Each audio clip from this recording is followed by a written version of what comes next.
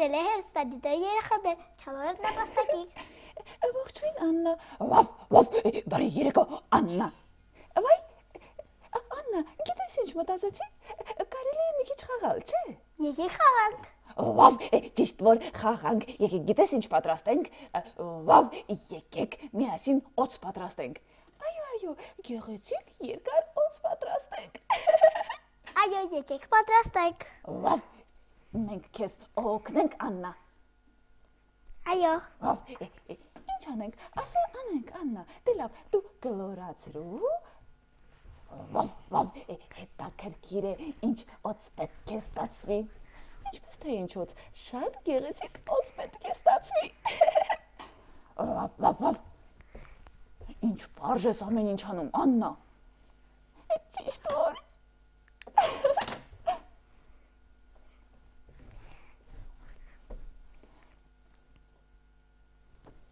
Հիմա անում ենք աչքերը։ Վավ, աչքերն ենք դնում։ Եվ մեր օծը արդեն պատրաստ է։ Վավ, ինչ էլ գունեղ է ստացվել։ Մենք հեքիաթային օծ ենք պատրաստում։ Տեսնենք Աննա, տեսնենք ինչ ստացվեց։ Վայ, դուր տեսնեմ Աննա, դուր ինձ։ Բայց գիտես, սա ավելի շատ մողեսի է նման։ Վավ, ճիշտ որ մի քիչ կարճոտ է ստացվել, իրոք որ մողեսի է նման։ Դե, եթե մողես է, ուրեմն մենք կարող ենք իրեն մի քիչ չարչարել և նա իր պոչը կպոկի, կթողնի մեր ձեռքերում ու կփախչի։ Վավ, իրոք որ։ Ճիշտ է, որ մողեսները կարողանում են պոկել իրենց պոչերը։ Վավ, այո Աննա, դա իրոք այդպես է։ Իսկ ինչի համար են նրանք պոկում իրենց պոչերը։ Ես կարող եմ պատասխանել, երբ մողեսները հայտնվում են վտանգի մեջ,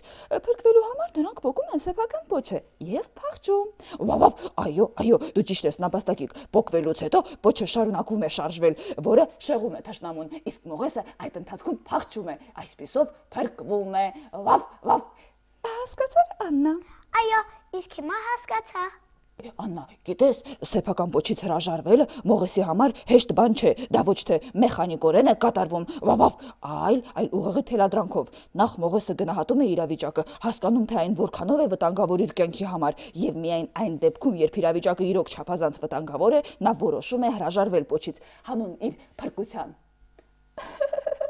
Ես օրինակ այդ մասին չգիտեի։ Իսկ որքան ժամանակ հետո է աճում նոր պոչը։ Վավ, փոքր չափեր ունեցող մողեսների մոտ 1 ամիս հետո արդեն պոչն աճում է, իսկ այ մեծ մողեսներին անհրաժեշտ է 1 տարի, որպեսզի նրանք նոր պոչ ունենան։ Մինչև նոր պոչ աճելը, անպոչ մողեսներն ինչպես են ապրում։ Անպոչ մողեսների համար շատ դժվար է լինում գոյատևելը, եւ հիմա կբացատրեմ թե ինչու։ Նախ առանց պոչի նրանք արդեն այնքան էլ արագաշարժ ու ճարպիկ չեն լինում, դժվար են վազում եւ մագլցում, ու հետո նրանք կարող են կորցնել բազմանալու հնարավորությունը։ Վայ Վավ, շատ մողեսների համար պոչը ծառայում է նաև որպես ճարպ եւ օգտակար նյութեր կուտակելու հատված, իսկ դա նշանակում է, որ նրանց էներգիան ամբողջությամբ գտնվում է հենց պոչում, ու երբ նրանք կորցնում են այդ պոչը, կարող են նույնիսկ հյուծվածությունից մահանալ։ Վայ, ինչ սարսափելի է չալու։ Վավ, ու որպեսզի չհյուծվեն մողեսները, նրանք հաճախ գտնում են իրենց պոչը եւ ուտում այն։ Վայ,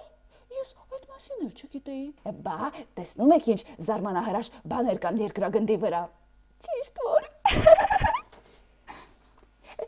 Դե իսկ հիմա երևի հեքիաթ պատմելու ժամանակն է, չէ, Աննա։ Այո։ Վավ, բայց ով պետք է պատմի մեր այսօրվա հեքիաթը։ Մեր այսօրվա հեքիաթը ես կպատմեմ։ Ինչ լավ է, ես սիրում եմ, երբ դու հեքիաթ ես պատմում, Աննա։ 3 խիզախ այծիկները։ Գետի ափին 3 եղբայր այծեր էին ապրում։ Մեկը փոքր էր, մյուսը միջին չափի, երրորդը մի հսկա։ Նրանց 3 խիզախ այծիկներ էին անվանում։ Մի օր նրանք որոշեցին անցնել գետի մյուս ափը եւ փորձել այնտեղի խոտը։ Գուցե այն ավելի հյութեղ լինի։ Նախ որոշեցին արագընթաց գետն անցնելու ճանապարհ գտնել։ Երբ երկար ճանապարհ կտրելուց հետո նրանք մի փայտյա կամուրջ հանդիպեցին։ Կանաչ հյութեղ խոտը ուտելուց հետո նրանք որոշեցին այնտեղ գիշերը եւ առավոտյան անցնել փայտե կամուրջով։ Նրանք չգիտեին, որ փայտե կամուրջի տակ մի չար ունենք թզուկ է ապրում։ Առավոտյան ամենափոքր այծիկը, երբ ուզեց անցնել փայտե կամուրջով, նրա դիմաց եկավ չար թզուկը։ Այսով է անցնում կամուրջով, մռնչաց նա, հիմա կուլ կտամ քեզ։ Իսկ ամենափոքր այծիկը խզախորեն ասաց. Դու ինձանով չես կշտանա, թող ես գնամ, իմ եղբայրը ավելի չաղ է, քան ես, իսկ ես ոսկրոտ եմ։ Սպասիր նրան և ցատկեց կամուրջից։ Հետո Աննա։ Միջին չափի այծիկը երբ եկավ, էլի հանդիպեց չար թզուկին, չար թզուկը ուզեց կուլ տալ, սակայն միջին չափի այծիկը խզախորեն ասաց, որ դա իսկապես նիհար է, քան իր մեծ եղբայրը, և ցատկեց կամուրջից։ Երբ մեծ եղբայրը ուզեց անցնել կամուրջով, կատաղած թզուկը եկավ նրա դիմաց, իսկ մեծ այծիկը այնպես հարվածեց իր պոզերով, որ չար ունեն թզուկը ընկավ արագընթաց գետը։ Ջուրը քշեց տարավ նրան, և այդ օրվանից ոչ ոք չտեսավ չար ունեն թզուկին։ Երեք խիզախ այծիկները ապրում են երկար ու երջանիկ, երբ ցանկանում են անցնում են կամուրջով և ուտում կանաչ հյութեղ խոտը։ Ինչ լավ հեքիաթ էր, Աննա, շատ շնորհակալ ենք։ Իրոք որ ես այդ հեքիաթը չէի լսել երբևէ։ Ուրախ եմ, որ այն ձեզ դուր եկավ։ Ես էլ չէի լսել երբեք, այդպես, տեսնում ես ինչ խիզախ էին այդ այծիկները։ Այո։ Իսկ հիմա ուզում եմ լսեք ինձ, պետք է արտասանեմ։ Կարելի է, չէ, Աննա։ Իհարկե կարելի է։ Արտասաներ, մենք շատ ենք սիրում, երբ դու արտասանում ես։ Մի ծաղրածու կրկեսում, ներկայացման ճիշտ կեսում, նստեց ու ածեց մի շատ սիրունձու, ովքեր տեսան, հիացան ու միաձայն գմբեթի տակ կրկեսի երգեցին երգ այսպիսի. Ծաղ ծաղրածու, ծաղրածուն ածել է ձու, ծաղրածուի ածած ձուն, ծաղրածու է, ծաղրածու, թե խսրի տակ տնենք ձուն, ծաղրածուի ածած ձուն գուցե դուրս գա, ով գիտի, մի պստլիկ ծաղրածու, կսպասենք, չենք հալարի, իսկապես չենք հալարի, 3 շաբաթ հետո մենք կտեսնենք ծնունդը բարի, շատ լավ բալիկ կլինի, քիթը լոլիկ կլինի, բերանը մեծ գլուխն էլ գունդ կլորիկ կլինի։ Ապրես։ Շատ լավ բանաստեղծություն էր, ինչ էլ երկար էր, ոնց էլ սովորել ես սա։ Ես շատ վաղուց գիտեի։ Աննա, դե քանի որ մեր նապաստակիկը արտասանեց, ես էլ կուզենայի շուտ ասելուկ ասել, կարելի է, չէ։ Իհարկե կարելի է, չալո։ Իդեպ իմ շուտ ասելուկը շատ լավն է, ուշադիր լսեք։ Մարդը Աստծու մոտ եղավ, մարդուց Աստծու հոտ եկավ, մարդը մարդու մոտ եղավ, մարդուց մարդու հոտ եկավ, մարդը վարդի մոտ եղավ, մարդուց վարդի հոտ եկավ, որտեղ եղար տմարդի, որ նամարդի հոտ եկավ։ Ինչ լավն է։ Ապրես, չալո, շատ ապրես։ Քանի որ մեկը արտասանեց, մյուս շուտ ասելուկ ասաց, ապա ես կառաջադրեմ այսօրվա հանելուկը, հոդեմ չեք։ Իհարկե դեմ չենք։ Կամի գմբեթ, բարձր ու լայն կանգնած անսյուն ու անգերան, մեջը կան թեղ պայծառ լույսով, կախված ջահեր առանց պարան։ Կարծես թե դժվար հանելուկ է։ Դե լավ, մինչև մենք մտածենք, հեռուստադիտող երեխաները թող դիտեն մուլտֆիլմ։ Բարի դիտում երեխաներ։ Բարի դիտում։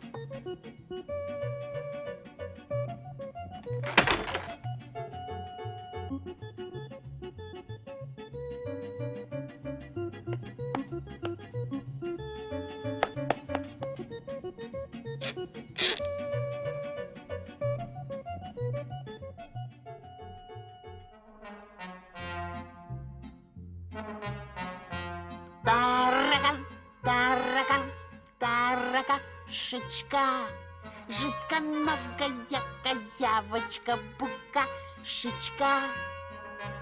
Чай пили, чашки били, по-турецки говорили. Тара, тара, тара, тара, тара, тара, таракан.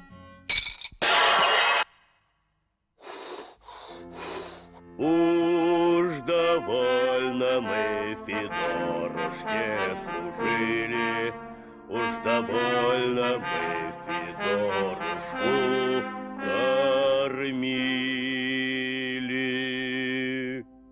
Не любила нас она, и била нас она, запылила, закоптила, загубила нас она. Мы уходим от Федоры за высокие, за горы, за широкие поля, за далекие моря. И в миряхе за барахи не воротимся.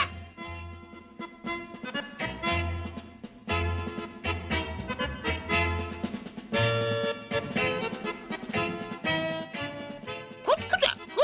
Вы откуда и куда?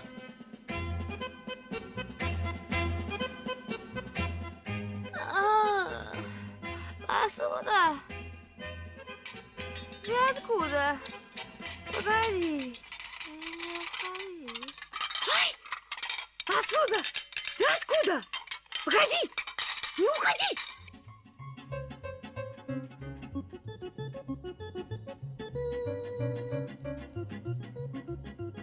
Куда? Вы откуда и куда? Вы глупые тарелки, что вы скачете, как белки? Не ходите, погодите, воротитесь домой. Ой-ой-ой, воротитесь домой. Никогда не воротимся сюда. Куда? Вы откуда и куда?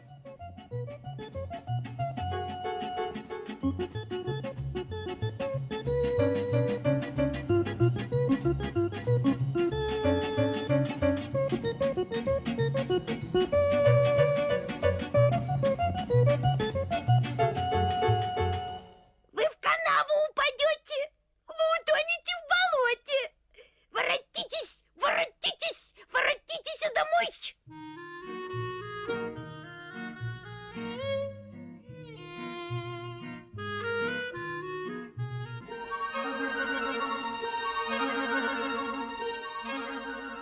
А посуда вперед и вперед, по полям, по болотам идет. И чайник сказал утюгу, я дальше идти не могу.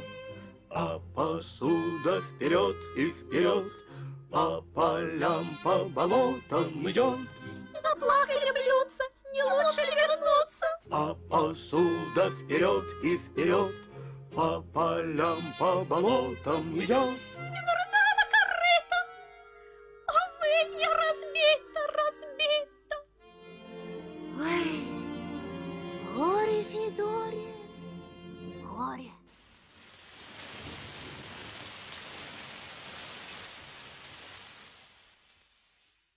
Ой, вы бедные сиротки мои, утюги и сковородки мои.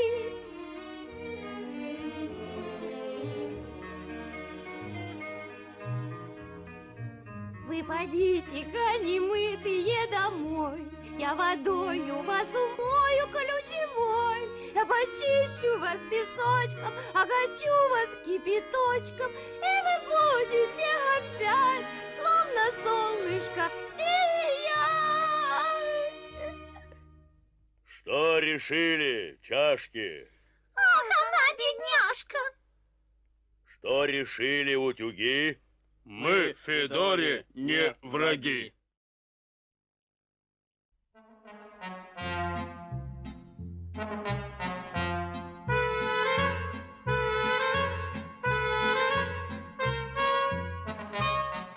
Села бы баба за стол.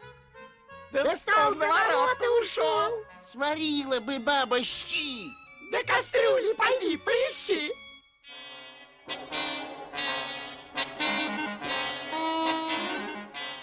Погодите, не спешите, Я вас мигом проглочу,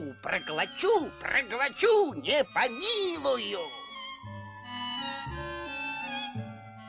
Уж не буду я посуду обижать. Буду я посуду и любить, и уважать. Ну, Федора, так и быть.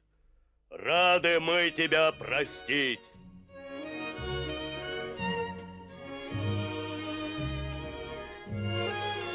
А поганых тараканов я повыведу. Русаков и пауков я повымету.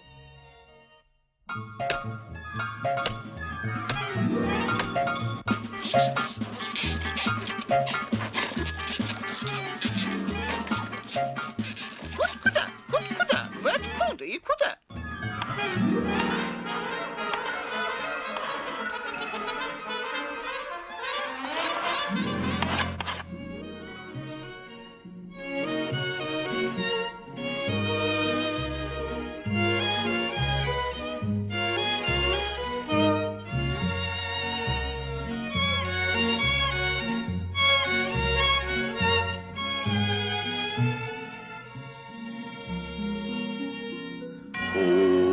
Кушай, Федора Егоровна. Кушай, Федора Егоровна. Кушай, Федора Егоровна.